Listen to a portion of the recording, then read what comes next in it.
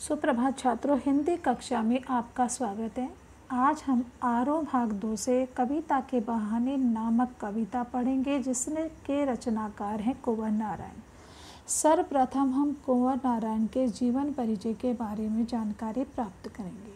आधुनिक हिंदी कविता के प्रमुख कवि कुंवर नारायण का जन्म 19 सितंबर सन 1927 को उत्तर प्रदेश में हुआ। उन्होंने सन 1950 के आसपास कविता लेखन की शुरुआत की। इन्होंने कविता के अतिरिक्त चिंतनपरक लेख, कहानियाँ और सिनेमा तथा अन्य कलाओं पर समीक्षाएं भी लिखी हैं। भाषा और विषय की विविधता इनकी कविताओं का विशेष गुण माने जाते हैं। अर्थात कुंवर नारायण एक अच्छे कवि ही नहीं, इसके साथ वो अच्छे लेखक भी साबित हुए हैं। उनमें यथार्थ का खुरदरापन भी मिलता है और उसका सहज सौंदर्य भी, अर्थात जो भाषा और विषमता के विविधता उनकी कविताओं के विशेष गुण माने जाते हैं, उनमें यथार्थ का खुरदरापन भी मिलता है और उसका सहज सौंदर्य भी। उनकी प्रमुख रचनाएं चक्रव्यूह 1956 में, परिवेश, हम तुम, अपने सामने, कोई दूसरा नहीं, इन दिनों काव्य संग्रह, आत्मजयी, प्रबंधक काव्य, आकारों के आसपास, कहानी संग्रह, आज और आज से पहले, समीक्षा, मेरे साक्षात्कार, सामान्य आदि हैं। उन्हें साहित्य अकादमी पुरस्कार, कुमारान आसन पुरस्कार, व्यास सम्मान, प्रेमचंद पुरस्कार, लोहिया सम्मान, कबीर सम्मान आदि प्राप्त हो चुके हैं। अब हम कविता के बहाने कविता की रूपरेखा पर ध्यान देंगे कि कविता के बहाने जो है इसकी रूपरेखा क्या है।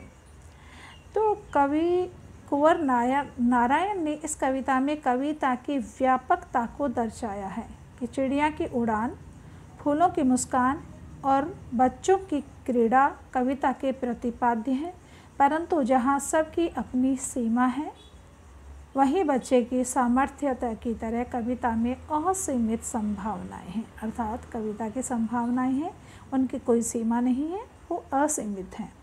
जहाँ कहीं रचनात्मक ऊर्जा होगी, वहीं सीमाओं के बंधन खुद ब खुद टूट जाती हैं। कविता के बहाने एक यात्रा है, चिड़िया, फूलों से लेकर बच्चों तक की यात्रा। तो चलें हम इस यात्रा को पढ़ते हैं कविता के रूप में। तो सर्वप्रथम हम काव्यांश पढ़ेंगे। कविता के बहाने। कविता एक उड़ान है चिड़ियों के बहाने, कविता की उड़ान भला चिड़ियाँ क्या जाने। बाहर भीतर, इस घर उस घर, कविता के पंख लगाने, उड़ने के माने, चिड़िया क्या जाने। शब्दार्थ है माने। माने का मतलब यहाँ पर मतलब या अर्थ हो सकता है। हम इसका संदर्भ इस प्रकार पढ़ेंगे।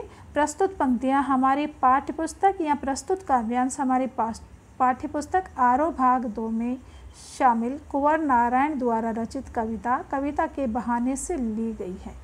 यह कविता कुंवर नारायण जी के कविता संग्रह इन दिनों में मूल रूप से संकलित है।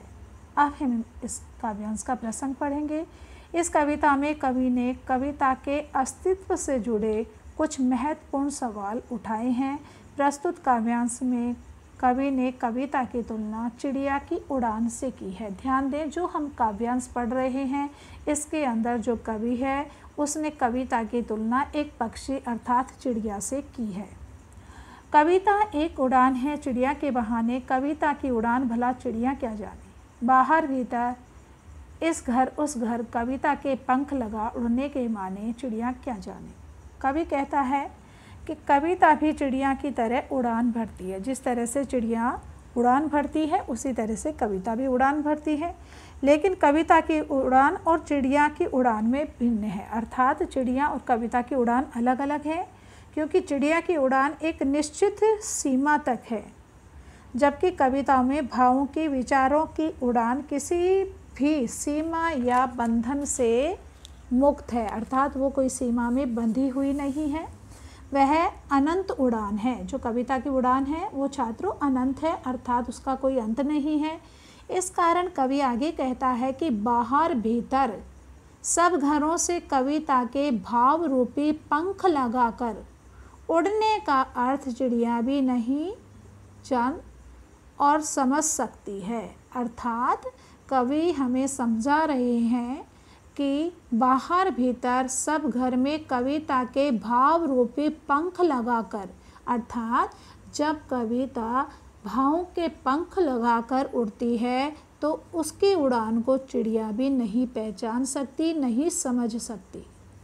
वास्तव में कविता में कवि की असीम कल्पनाओं के पंख लगे होते हैं कि जब कवि रचना करता है तो उनकी कल्पनाएं असीम होती हैं।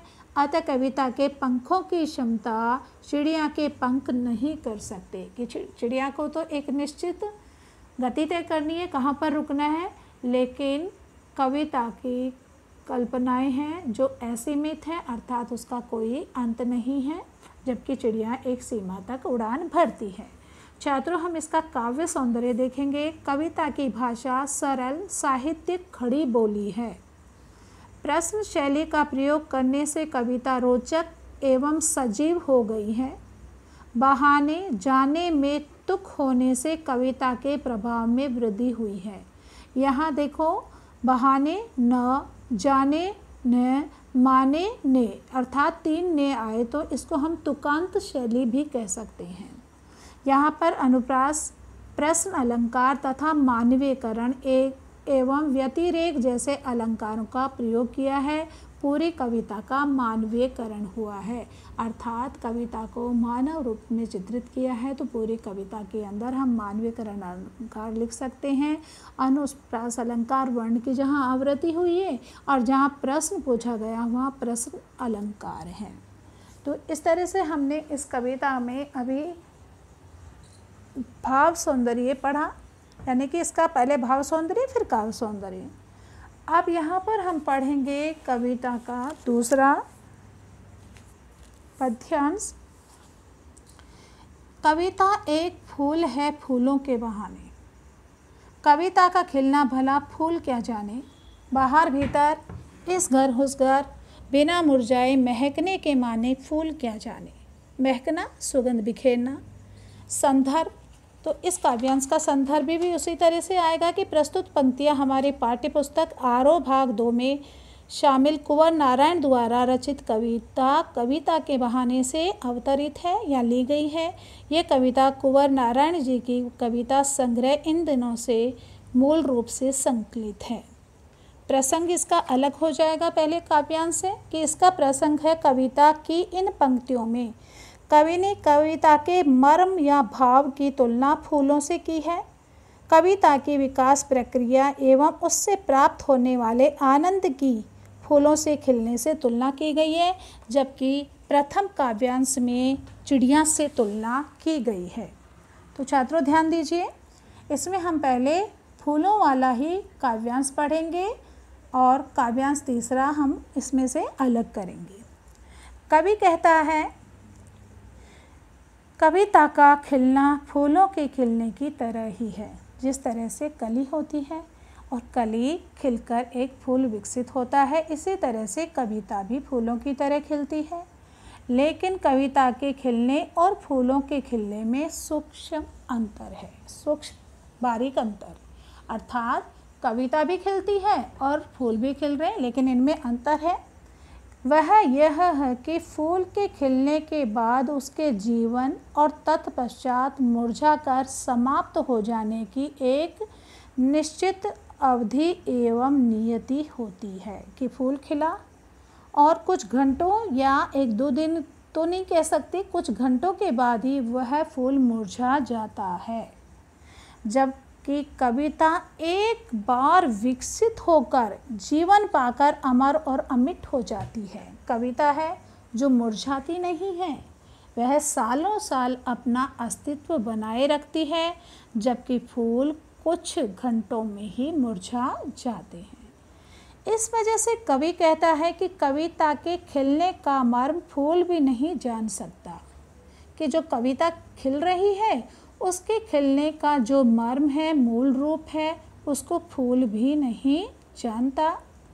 कवि यह स्पष्ट करना चाहता है कि फूल जिनके खिलने में आनंद है, उत्साह है, जिनमें कोमलता है और आकर्षण भी है, वे कविता की समता नहीं कर सकते, अर्थात कविता की समानता नहीं कर सकते, क्योंकि कविता अनंत जीवन एवं आनंद से युक्त होती है। वह फूल की भांति एक बार खिलकर मुरझाती नहीं, अपितु सदैव नए अर्थ ग्रहण करके विकासशील एवं जीवित बनी रहती है। तो इस तरह से हमने काव्यांश 2 अर्थात फूलों का और कविता की तुलना की। काव्य सौंदर्य पूर्वत इसमें देख लेंगे कि कविता में मानवीकरण अलंकार का प्रयोग हुआ है, प्रश्न अलंकार है, वक्रोक्ति आदि अलंकार के प्रयोग के कारण भाषा प्रभावशाली हो गई है। अनुप्रास का प्रयोग खिलना भला फूल क्या जाने में देखने लायक है। भाषा सरल और खड़ी बोली है। इस तरह से हमने इसका काव्य सौंदर्य किया है। अब हम काव्यांश कविता का तीसरा काव्यांश लेंगे। कविता एक खेल है बच्चों के बहाने, बाहर भीतर यह घर वह घर, सब घर एक कर देने के माने, बच्चा ही क्या जाने। यहाँ छात्रों हम ध्यान देंगे, पहले काव्यांश में हमने किसका चित्रण किया, चिड़िया का, दूसरे में हमने फूलों का, लेकिन ये इनसे अलग अर्थ लिए हुए अब बच्चों के बारे में बता रहे हैं कि संदर्भ हमारा पूर्वत ही रहेगा और प्रसंग बदल जाएगा। इस काव्यांश में कवि बच्चे तथा उनके खेल से कविता की तुलना करता है। कवि कहता है कि कविता भी बच्चों के खेल की तरह ही होती है। कविता भावों, विचारों और शब्दों के खेल खेलती है।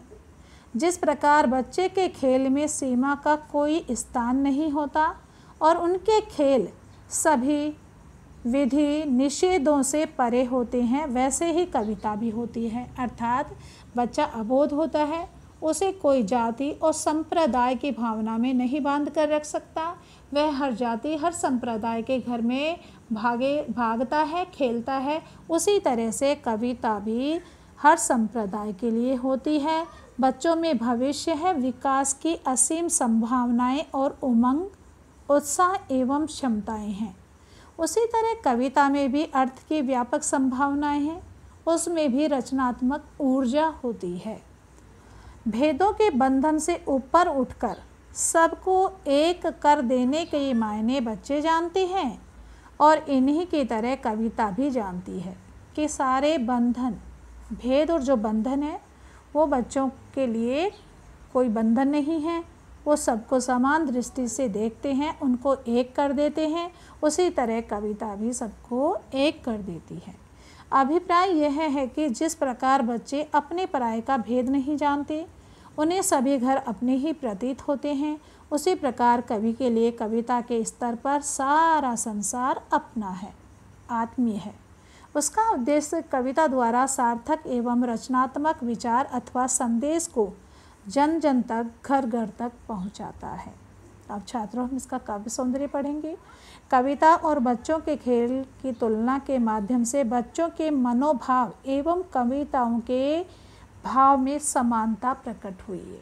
अभी जैसे हमने पहला काव्यांश और दूसरा पढ़ा था, पहला था चिड़िया और दूसरा फूल था, कि इनमें समानता नहीं थी, लेकिन यहाँ बच्चों की और कविता के मनोभाव में समानता है, अर्थात इनका भाव समान जैसा एक समान है।